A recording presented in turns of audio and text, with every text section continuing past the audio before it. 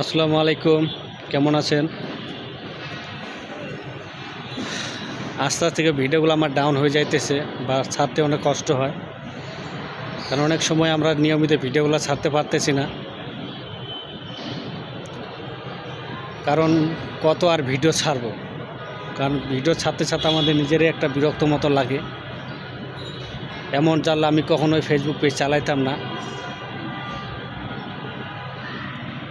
কারণ ফেসবুকে অনেক শ্রম দিতে হয়।